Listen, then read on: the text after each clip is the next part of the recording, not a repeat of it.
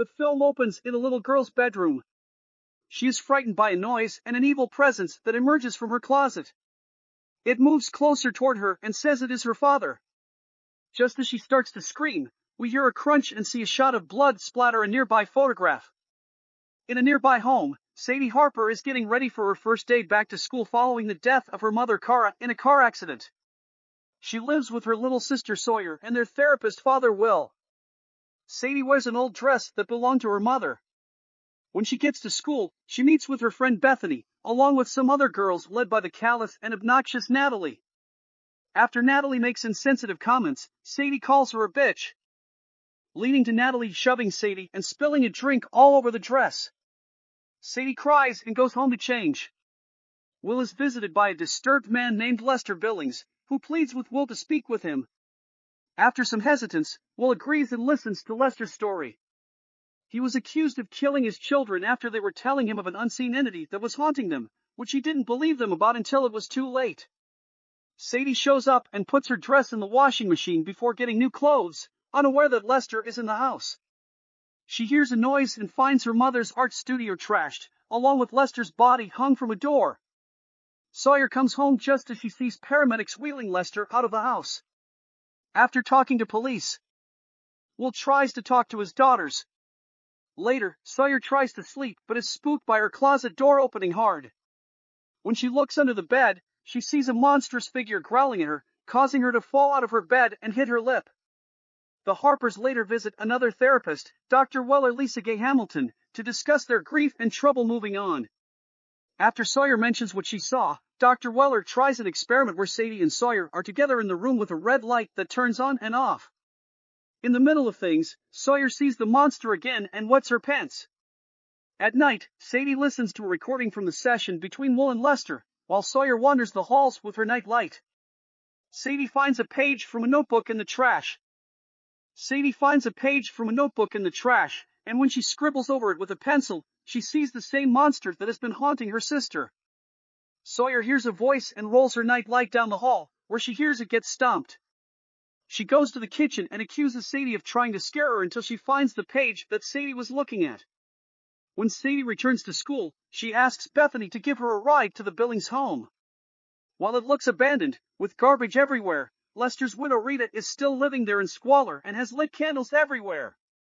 She thinks Sadie is there to torment her like everyone else does, but she tries to ask Rita about what Lester and their daughters had seen before they died.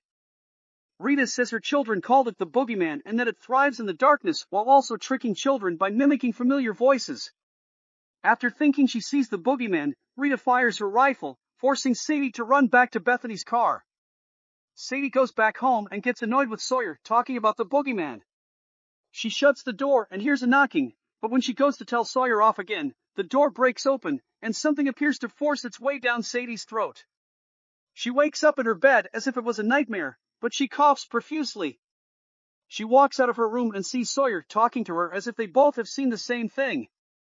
Will comes in holding a box of Cara's belongings to dispose of, which Sadie gets upset about. She takes the box downstairs and finds other old belongings, like her mom's lighter and a video camera featuring a clip of Cara and Sadie when she was a baby. Bethany later suggests to Sadie that they hang out. She invites Bethany, plus Natalie and two other girls, Cassidy and Ann, to her house. They get bored after a while until Sadie mentions finding a stash of drugs from her mom. They smoke a joint, but Sadie starts coughing too hard. She goes into her room and pulls out what seems to be a string before Bethany comes to help her. Natalie makes things worse by recording and then making Sadie get locked in a closet. As she tries to get out, the Boogeyman makes an appearance trying to get Sadie until she is let out. She slaps Natalie and then Bethany, believing it was all a deliberate prank despite Bethany saying otherwise. The girls leave the house. Meanwhile, Sawyer is watching TV when Boogeyman appears and throws her against the TV.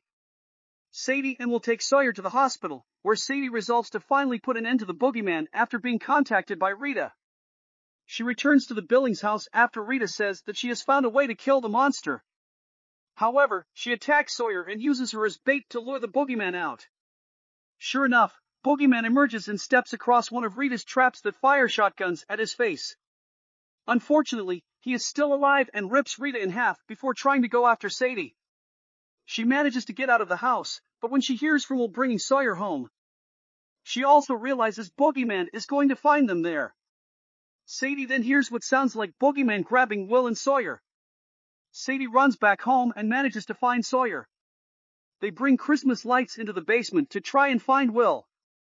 The Boogyman stalks them and attacks when the lights are unplugged. The sisters then use hairspray with their mom's lighter to burn Boogyman until the spray runs out. Sawyer douses the Boogyman with lighter fluid, and Sadie throws her lighter at him, setting the monster on fire before it spreads through the whole house. The Boogyman crumbles to ashes as the Harpers flee the burning house. The family returns to Dr. Weller, looking to move forward from their trauma together. Just as they start to leave, Sadie hears Dr. Weller calling her to come back inside, but she is not in her office. Sadie then hears the closet door opening and starts to cautiously approach it before Dr. Weller comes back. Sadie then simply shuts the door.